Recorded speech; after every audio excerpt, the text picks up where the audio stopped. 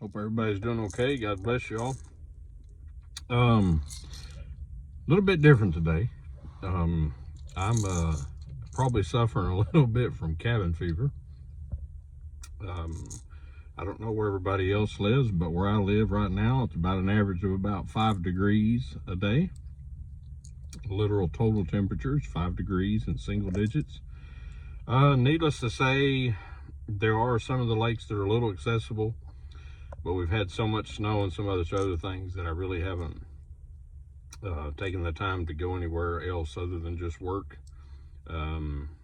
Just because it's a never-ending cycle, at least where I work and around my house right now. Usually all we're doing is pretty much getting up and either shoveling out a car or scraping ice off of one or doing something that way. So needless to say, I'm usually not out fishing right now. So there's some things that I do that I figured I'd just talk about. That may be what I make a couple videos over next week or two until get back into some a little more fishable temperatures, at least for me. But I was thinking the last couple days that just something as simple as fishing in cold water. A lot of times people think that it's just not possible, you know, that it's just, a lot of people are even shocked to see anybody catching fish when it's real cold. A lot of people don't even want to get out of the house when it's real cold, and I understand that. But I figure with a little bit of what I've learned over the years, if you do decide to go out, it at least might give you some direction. Because the truth is, the best thing that anybody could ever do when they go out fishing, whether it be summertime, wintertime, it doesn't really matter, is I'm telling you that experimentation is something that you need to do. For instance, one of the simplest little things that you hear people talk about is flat-sided crankbaits. Flat-sided crankbaits are indeed a big part of this time of year. Personally though, 38 degrees is the coldest I've ever caught a fish on a crankbait. Preferred temperature to catch fish in the wintertime is probably 45 to 55. That seems to be the middle ground, especially for catching fish on a crankbait. That seems to be my favorite water temperature. If I had just a 10 degree window, that's probably my favorite 10 degree window. Whether it be in the fall, during the winter, in the springtime, any time of year really. That's my favorite time of the year and my favorite temperature that I look for. So let's talk a little bit about flat-sided crankbaits.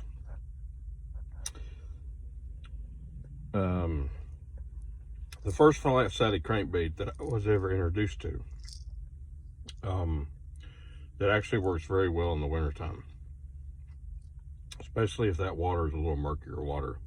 But I have caught them in clear water as well. And a lot of people, it's probably the most overlooked at certain times of year,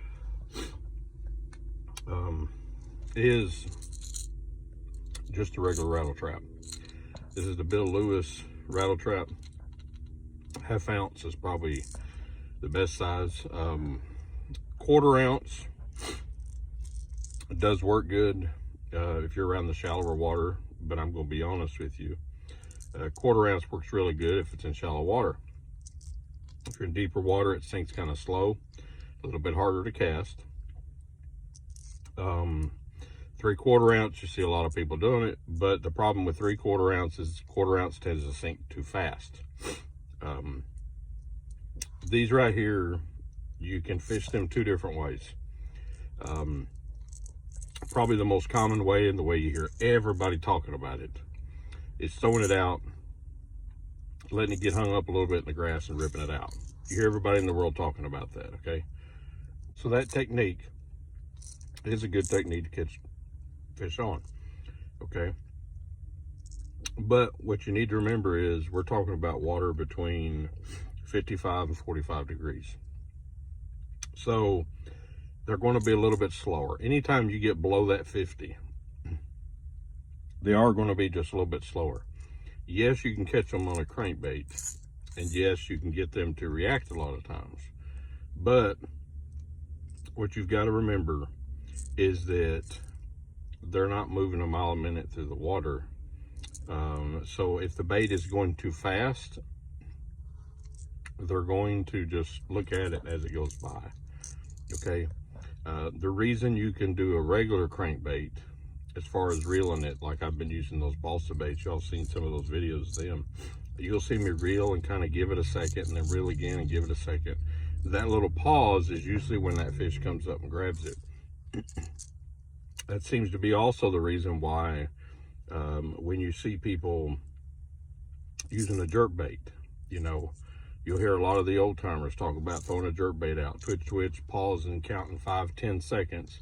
It takes a second for that bass to come up and start looking at that, and then all of a sudden they just grab it and they go in. They go down with it. Sometimes you don't get that hard thump with it, your line just starts going off or something. Why? Because it just, all of a sudden they're there. Same concept behind those, okay? Same concept behind those type of jerk baits is you're looking at a suspending of the bait in the water, whether it be a suspending floating up or a suspending going down slowly. Anything to change, to make that kind of hang in the air just for a second, gives that bass an opportunity to be like, I'm going to go get it. The best way I can tell it to you is, you know, which one would you rather have? Would you rather have somebody, you know, they've got a plate full of cookies running through the house? How would you ever grab a hold of one? Well, sure, if it's the middle of summer and you're going to get up, you're going to chase them down, give me that plate, I want one of those.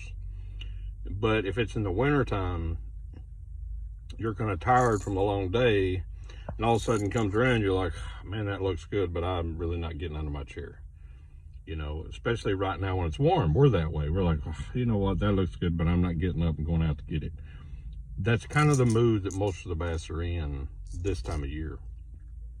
So whatever we use, we need to have that in mind. That's what we need.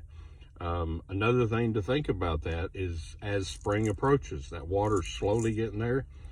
A lot of us, what do? We can't wait to go into spring because we've been sitting in the house all winter. Well, the first day we go that looks like decent weather, we go because it's warm outside, but the water hasn't warmed up. So we face those 55, 40, and you're like, oh man, I don't understand. It's warm outside. Why ain't they biting? Well, they're biting. You just need to slow down, okay? Because your air temperature has warmed up. Their water temperature has warmed up, but not that much. Another simple solution to this, though, a lot of people don't realize this, but these rattle traps, you don't have to just rip them. Yes, that is one technique that works. And sometimes when you're ripping it, it is the absolute best technique you can use it. You can actually throw these as regular crankbaits. A lot of people don't, but they actually will catch fish. I have caught quite a few over 4 5-pound largemouth over the years on these rattle traps, just throwing them out in 4 or 5 feet of chocolate looking water and slowly reeling them back to me, to where you would be like, what attracted them? Was it the BBs because it was shaking? Was it the vibration? I don't know, but I've caught them with this right here in several different lakes. Okay, so it's not just a one lake thing. So just remember that. A flat-sided bait that is probably overlooked more than we realize. And I'll tell you something else. This bait here is probably one of the biggest examples of a reaction lure that there is, because of the technique that's so popular as far as ripping them up out of the water, ripping them up, you know, out of the grass. But what's overlooked a lot of times is the speed that you crank it at. Also at times. Sometimes later on in the summer, a lot of people put these away and never use them again. later on in the summer, you can reel this so fast that you really can't outrun a bass. A bass see it flying by and will literally go chase it down. If they're in that grass and you're running this above them and spinning along, they'll come up out of the grass to grab this. So this bait right here actually could be considered a finesse bait because of the tighter wiggle that it has, but it's also considered a reaction bait, okay, because of the way that this little bait, you can rip it out of that grass and cause a reaction. And that's basically what you're causing. That bass is sitting there and he's just kind of sitting there, and all of a sudden he sees something dart out and then just kind of hang in midair and slowly come down. He gets up and he chases it because he's like, something's wrong with it. Or if he actually has visual to it and it's not necessarily the muddiest of water, but he all of a sudden sees from a distance that he's in this grass bed and this rips out and all of a sudden he comes down, he also very easily mistakes this for a crawdad that's jumping in and jumping from one place to another. And he swims over and says, I'm gonna catch that here in a second. So there's several different reasons why this right here is a very lot more versatile crankbait than people realize. I don't have hooks on this one right now because I had it in my pocket today because I remembered to bring it so that I could sit down and do this video while I was just sitting down taking one of my breaks. I figured I would rather spend my time sitting down talking about this. So I hope this helps somebody. I hope it encourages you on a day that we don't get to go fishing, because you're not the only one. A lot of us don't get to go out right now. We kind of have to wait until the water and everything else warms up a little bit too. But gives you a little bit of heads up too to say, hey, you know what? I've got a bunch of those back there and in a box somewhere. I need to pull them out and I need to just take them with me. And then on the day that I'm having it rough, especially in the spring, you know what? Maybe I ought to get them old rudder traps out and throw a couple out there and just work them in this grass where I know they might get me a bite or two, or just throw them out and crank them back to you. You can usually count these down about a foot a second if you use the 1/2 ounce. I usually use that same 15-pound line. You can usually throw these out and they'll sink about a foot a second. You count them down 2-3 feet and then start reeling them. You see them on your depth finders where they're 7 or 8 feet. You can count them down 6-7 feet deep, start reeling them, and you're pulling them basically right in front of the fish's face. So I can remember a time when these things right here were very, very hot. They were the hot lure to be used. And a lot of times we get caught up in so many of the other baits that we tend to forget that it's right here. So the old flat-sided crankbait still works. Other thing about this little bait right here that doesn't have hooks on it right now, but there's 2 different styles of hooks you can put on it. You can put, either way I go with size number 4 on both front and back. You can put the round bends on it, and basically it's going to hang up on everything it comes around.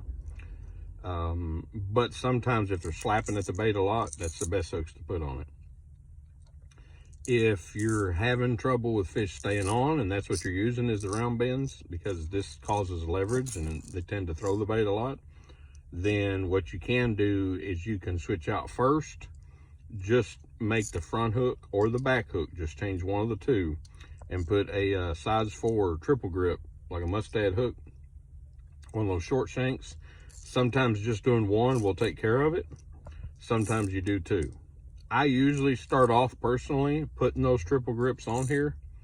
And then if I notice that I'm losing a lot of the fish because I feel like they're on there and I feel they let go, sometimes that's because they're slapping at the bait. So what you're getting is you are getting a reaction, but you're not getting a full grab it with their mouth. Sometimes they're just hitting it on the side of their face and everything else. So sometimes you are better off with those round grips, or round bend. I do have success with both of them, but it just depends on the situation that I'm in. So Anyway, I hope this helps you. I hope this little video encourages you to go out, maybe get some lures out of the old tackle box, go through them, change hooks on them. Sometimes that alone just gives you enough stuff to do. If you're like me, you just like to tinker around with things, especially when you're sitting around wishing you was fishing. So maybe to give you some encouragement just to get up and go through the old tackle box and go through stuff. Anyway, God bless you all. Don't forget though, Jesus loves you. And this time of year, stay warm. Y'all have a blessed day.